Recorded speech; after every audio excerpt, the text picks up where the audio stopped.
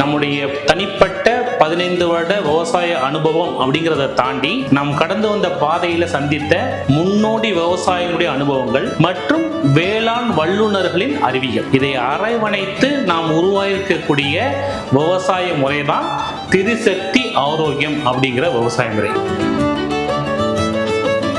Organic farming வந்ததுக்கு அப்புறம் பெருமன ஜீவாமிர்தம், பஞ்சாகரம், இந்த விஷயங்கள் நம்ம மட்டுமே திரும்ப பேசிக்கிட்டு இருக்கோம். அவைகள் பயிர் வளர்ச்சி ஊக்கிகள், பட் நியூட்ரிஷன் நம்ம கொடுத்தாகணும் இல்லையா? இப்ப நம்ம என்ன பண்ணியிருக்கோம் அடிப்படையில் அப்படின்னா, இயற்கை சம்பந்தப்பட்ட விஷயங்களை நம்ம ஆர்கானிக் சர்டிபிகேஷன் உருவாக்கியிருக்கோம். அதுதான் இங்க ரொம்ப முக்கியமான விஷயம்.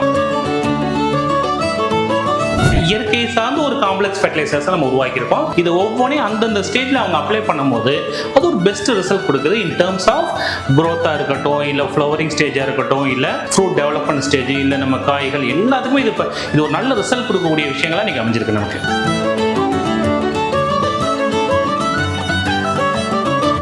வளமான மண், வலுவான பயிர், சத்தான உணவு, இதை பேலன்ஸ் பண்ணா மட்டும்தான் அது விளைச்சலும் சக்சஸ்ஃபுல்லா இருக்கும். ஃபியூச்சர்ல நம்ம ஃபார்மிங்கை சக்சஸ்ஃபுல்லா அடுத்த தலைமுறைக்கும் கடந்து கொண்டு போக முடியும்.